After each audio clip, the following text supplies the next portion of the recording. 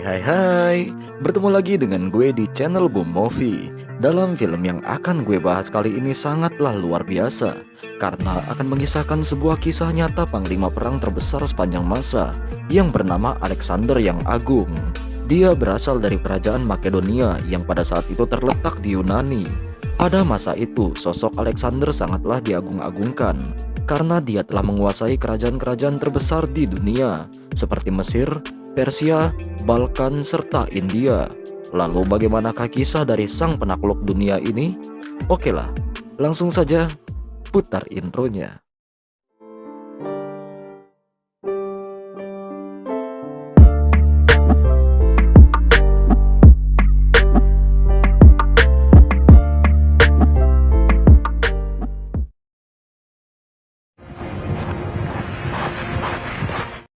Oke, kita mulai dari biografinya. Diceritakan Alexander lahir pada tahun 356 sebelum Masehi di Yunani kuno, tepatnya di kota Pella, kerajaan Makedonia. Ayah Alexander adalah seorang raja yang bernama Philips II dan ibunya yang bernama Olympias. Oh ya, secara garis keturunan keluarga Alexander adalah keturunan dari Hercules dan Achilles. Jadi tidak heran jika Alexander akan tumbuh menjadi sosok yang tangguh. Oke, next. Dalam film ini secara garis besar diceritakan oleh Ptolemy, yaitu seorang veteran pasukan Alexander yang masih hidup. Di sini dia menceritakan kisahnya saat melakukan ekspedisi bersama Alexander. Dikisahkan bahwa Alexander dinobatkan sebagai raja setelah kematian ayahnya yang dibunuh oleh pengawalnya sendiri yang bernama Pausanias. Karena hal itulah Alexander menjadi seorang yang kuat dan ambisius. Bahkan pada umur 20 tahun, Alexander telah menguasai wilayah Mesir. Karena kehebatannya, bahkan ibu kota Mesir saat itu dinamai Alexandria, yang diambil dari nama Alexander. Setelah menguasai Mesir, Alexander bergerak dan berperang secara langsung dengan kerajaan Persia, yang pada saat itu dipimpin oleh Raja Darius III. Di sini Alexander bersama dengan puluhan ribu pasukannya dan tentara bayaran dari Yunani bergerak ke Persia. Sesampainya di sana sempat terjadi perdebatan karena para petinggi Yunani tidak yakin jika mereka akan menang dalam perang ini. Karena saat itu Persia memiliki pasukan tempur yang sangat kuat. Dan pada masa itu Persia adalah salah satu kerajaan terbesar di dunia. Namun Alexander tetap meyakinkan para petinggi dan pasukannya untuk percaya pada strateginya. Sebagai murid dari Aristoteles, Alexander memiliki pemikiran cerdas dan ahli strategi. Oh ya, sedikit info, Aristoteles adalah seorang filsuf yang terkenal pada masa itu. Dan pada saat ini pasukan Alexander kalah jumlah 3 kali lipat dari pasukan Persia. Lantas dia pun menggunakan formasi asimetris, yaitu menempatkan sebagian besar pasukannya di sebelah kiri sektor pasukan Persia, agar memancing pasukan Persia memusatkan serangannya ke sebelah sektor kiri pasukan Makedonia. Namun sahabatnya yang bernama Cassander menolak formasi itu. Dia menyarankan akan lebih baik jika mereka melakukan serangan diam-diam pada malam hari. Namun di sini Alexander tidak setuju dengan hal itu, karena itu adalah sifat pencuri. Dan dia pun berkata kalau kita jauh-jauh ke sini tidak datang untuk mencuri.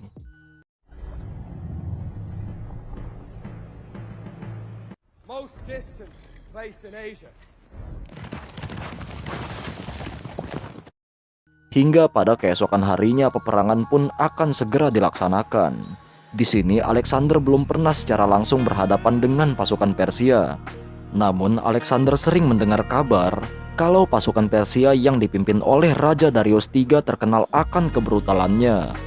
Dan di sini peperangan ini dikenal sebagai Perang Gaugamela, yang berlokasi di daerah Mesopotamia pada tahun 331 sebelum Masehi, yang melibatkan sekitar 47.000 pasukan Makedonia dari Yunani, sedangkan pasukan Persia berjumlah 120.000.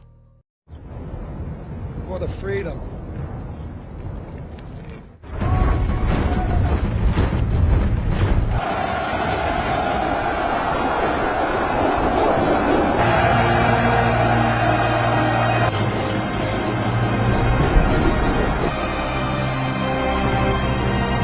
Peperangan pun dimulai.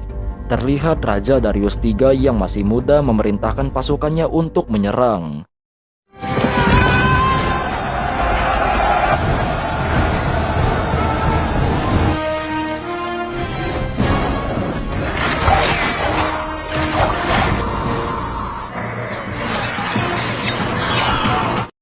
Dan sesuai dengan rencana Alexander, pasukan infanteri dan kavaleri Persia menyerang garis pertahanan sebelah kiri pasukan Makedonia. Di sini Alexander memerintahkan Jenderal Parmeneon yang memimpin barisan sebelah kiri untuk memusatkan peperangan di barisan kiri. Sedangkan sektor tengah yang dipimpin oleh Jenderal Antigonus diperintahkan untuk melonggarkan pertahanan agar musuh menganggap lemah sektor itu. Namun sebenarnya pasukan tengah itu diperkuat oleh kavaleri Philips Thessalian serta pasukan khusus tombak panjang dari tentara bayaran Yunani. Jadi akan sangat sulit bagi musuh untuk menerobos pasukan tombak panjang.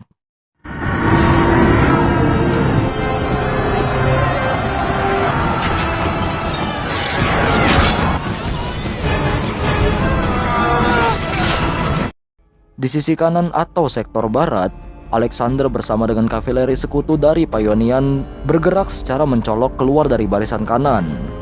Alexander terus bergerak menjauh dari sektor kanan untuk memancing musuh agar mengejarnya dan membuat celah di sektor kiri musuh yang sudah terbuka lalu menerobos masuk ke bagian sektor tengah musuh. Karena Alexander mengincar Raja Darius yang saat ini berada di sektor tengah.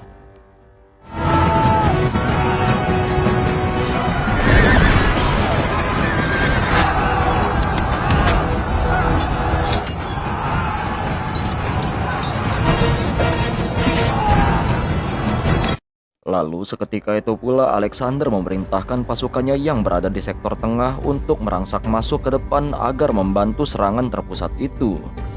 Dengan serangan dadakan itu membuat Raja Darius panik, lalu memerintahkan pasukan infanterinya untuk mencegat pasukan Makedonia dari kedua sektor.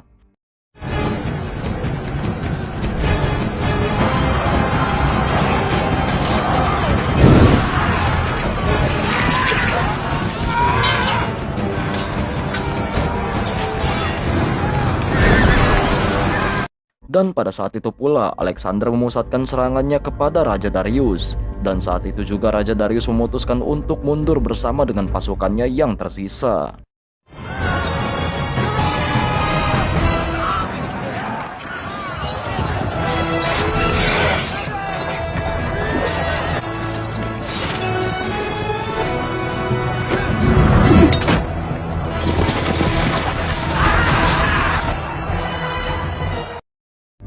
Singkat cerita, kemenangan itu membuat Alexander semakin terkenal di mata dunia. Karena pada usia 25 tahun Persia resmi dikalahkan pada tahun 331 sebelum Masehi. Di sini Alexander berhasil merebut kota Babilonia bersama pasukan serta rakyatnya.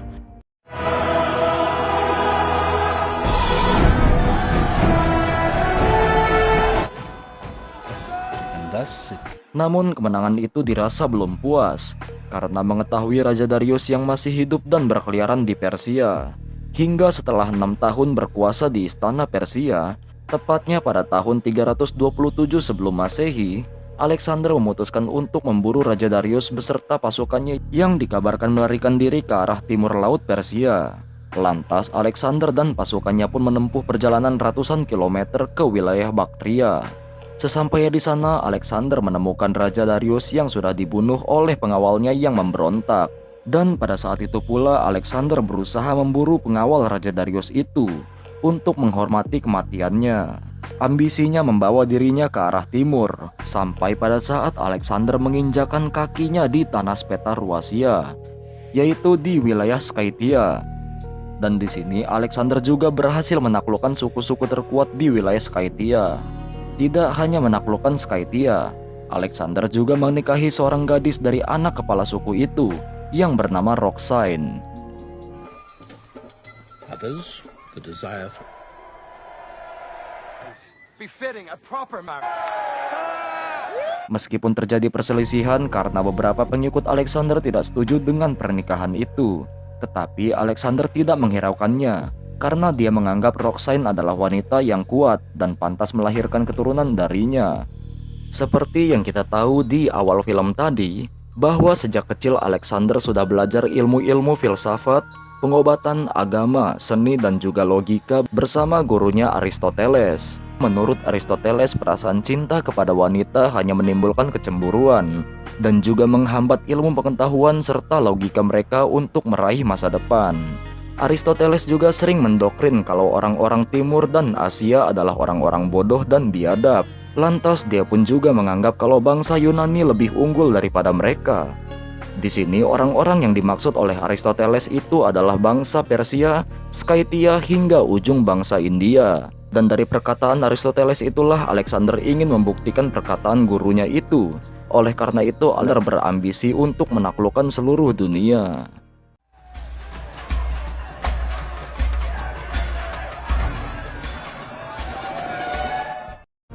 Scenes pun berpindah. Lantas saat ini Alexander berada di Bactria atau Afghanistan. Lantas Alexander dan para pasukannya pun pergi menuju ke arah timur untuk mencari wilayah penaklukan yang baru. Hingga singkat cerita sampailah mereka di pegunungan Hindu Kush. Cuaca dingin yang sangat ekstrim membuat Alexander dan para pengikutnya tidak sanggup lagi untuk mendaki gunung itu. Lantas Alexander pun memutuskan untuk kembali ke Persia, namun dengan satu syarat, yaitu mereka harus bergerak ke selatan menuju India agar bisa sampai ke ujung daratan. Lalu selanjutnya mereka akan menempuh perjalanan laut menuju Mesir. Ya, mau tidak mau para pasukannya pun menerima keputusan itu. Meskipun mereka akan bersiap untuk pertempuran yang lebih besar, dikarenakan kerajaan India terkenal sangat kuat dengan kavalerinya. Jadi di sini Alexander harus merencanakan perang nanti dengan cukup matang, karena ini adalah misi terakhirnya untuk bisa menaklukkan dunia. Dikarenakan pada saat itu bangsa Yunani menganggap kalau India adalah ujung dunia. Make your accusations public! Why? So you could have... Sir! That's your king! My hands! Back off! Yes, you know the pain of... Dan di saat seperti ini justru banyak pertikaian antara sesama pasukan Alexander. Salah satunya Jenderal Besar Parmeneon yang berkhianat serta melakukan rencana pembunuhan kepada Alexander. Karena hal itu di sini Alexander dengan tegas menyaring para pasukannya yang memberontak untuk dihukum mati agar tidak ada pengkhianatan ketika mereka berperang dengan India.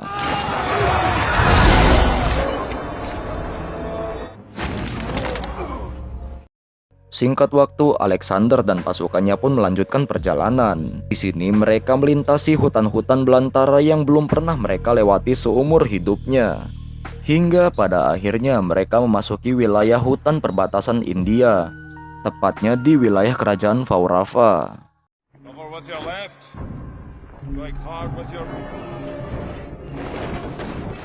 Dan saat itu Alexander membawa sekitar 110.000 pasukan yang terdiri dari sekutu Persia, Yunani, bahkan sekutu India yang berhasil dibujuk untuk bergabung dengan Alexander. Singkat waktu pertempuran pun dimulai, dan pertempuran ini dikenal sebagai pertempuran Hydaspes. Hingga dari kejauhan muncullah pasukan India yang dipimpin oleh Raja Puru.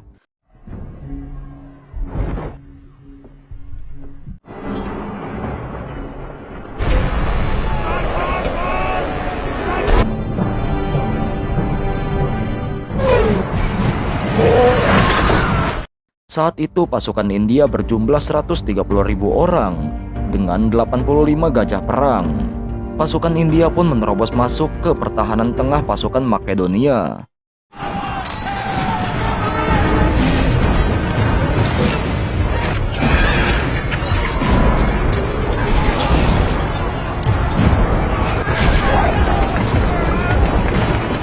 Sementara Alexander bersama dengan beberapa pasukannya menyisir jauh ke sektor kanan untuk mengepung sektor tengah pasukan musuh. Namun formasi kerajaan Kaurava itu benar-benar hebat karena taktik Alexander berhasil dibaca oleh Raja Puru. Dan dengan segera Raja Puru pun memerintahkan pasukannya untuk menghadang pasukan Alexander dari sektor kanan tanpa kecuali. Oleh karena itu di sini Alexander memikirkan bagaimana cara agar bisa lolos dari kepungan musuh yang menggunakan gajah perang untuk menyerang Alexander dan pasukan aliansinya yang semakin terpojok.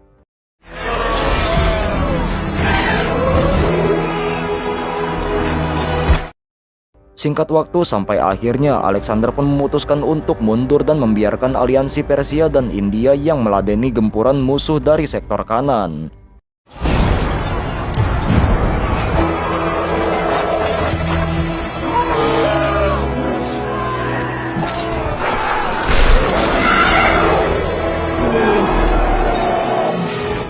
dikarenakan saat ini mereka akan memusatkan serangan langsung pada pimpinan musuh yaitu Raja Puru.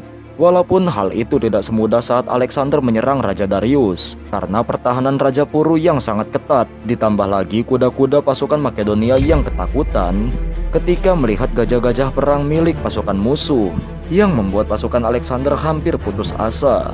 Lantas karena sudah mepet, Alexander secara nekat bersama dengan kuda kesayangannya yang bernama Bocephalus menerobos masuk sendirian ke pertahanan musuh. Di sini Alexander memfokuskan serangannya ke arah Raja Puru yang sedang berada di atas gajah perang. Meskipun ada banyak sekali halangan yang menyerang Alexander, dan di saat kudanya berhadapan dengan gajah perang Raja Puru, dia pun mengangkat kuda itu agar berdiri sejajar dengan gajah perang itu, agar Alexander bisa menghunuskan kampaknya ke arah Raja Puru. Meskipun begitu, Alexander gagal melakukan hal itu, dikarenakan kudanya terkena tombak dan lemparan anak panah dari musuh. Alexander pun jatuh dari kuda itu, serta tubuhnya pun terkena tembakan anak panah itu. Di saat-saat seperti ini, Alexander merasa kalau ini adalah akhir dari penaklukannya. Namun terlihat kalau kuda beserta pasukannya berusaha melindungi Alexander, raja mereka, dengan cara membentuk formasi melingkar.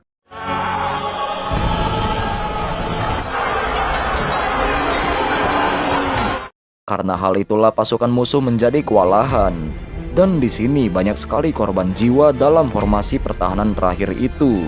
Di sisi lain, Raja Puru pun lantas memutuskan untuk mundur karena pasukan infanterinya sudah mulai melemah, dan juga untuk menghindari banyaknya korban jiwa dan gugurnya beberapa gajah perang dari pasukan India Kaurava.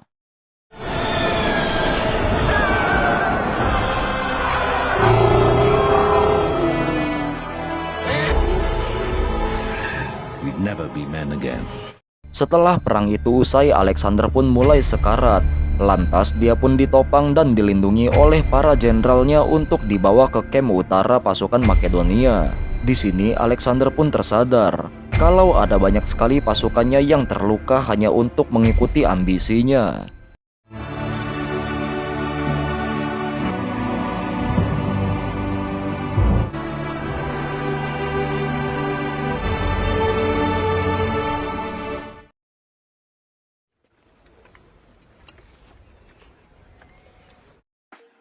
Hingga singkat cerita di sebuah kem utara bagian India, terlihat Alexander yang sudah pulih dari lukanya yang berhasil selamat dari kematian. Alexander berbicara di depan semua pengikutnya. Lantas dia pun memutuskan untuk kembali ke tanah airnya. Sontak saat itu pula kegembiraan pun langsung terdengar dari semua pasukannya yang telah lama mengabdi kepada Alexander untuk menaklukkan dunia.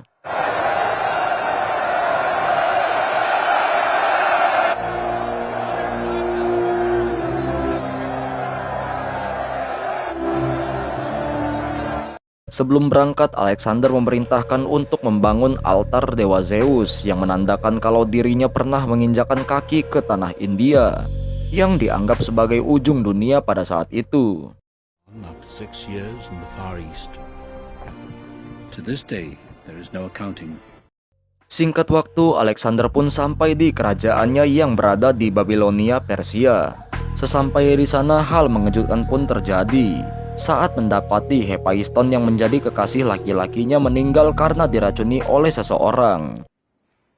The young man who wanted to be Achilles. You saved me from myself. Dressed me up like a sheik. Sontak di sini Alexander pun langsung menuduh istrinya yang bernama Roxane yang telah meracuni Hephaiston, karena memang selama ini Roxane menentang hubungan sesama jenis antara mereka. Lantas Alexander pun memutuskan hubungan mereka, walaupun saat ini Roxane sedang mengandung bayi dari Alexander. Namun semua cerita duka itu berakhir karena Alexander akan mengadakan pesta perpisahan untuk meninggalkan Persia, dan berniat untuk berangkat ke Mesir sebagai rute terakhir perjalanannya. Walaupun begitu, saat sedang berpesta, Alexander pun diracuni oleh seseorang yang selama ini ingin mengakhiri hidupnya. Hingga akhir dari cerita, penaklukan Alexander pun ditutup pada tahun 325 sebelum Masehi, dikarenakan Alexander menghembuskan napas terakhirnya di usia yang terbilang cukup muda, yaitu 33 tahun. Setelah wafatnya sosok Alexander yang agung, di sini terjadilah pertikaian antara pasukan Makedonia dan pasukan sekutu Yunani, yang memperebutkan di mana jasad Alexander the Great akan dimakamkan. His corpse. The wars of the world would have been disappointed in us. 40 years off and on they endured. Hingga tiba-tiba Sins pun berpindah ke 38 tahun kemudian. Terlihat Ptolemy yang sudah tua menceritakan kisah Alexander kembali di sebuah catatan buku. Di sini Ptolemy menceritakan secara detail kisah sang penakluk dunia, Alexander the Great, dari awal kelahirannya sampai kematiannya. Bahwasanya jasad Alexander disemayamkan serta diawetkan di Mesir.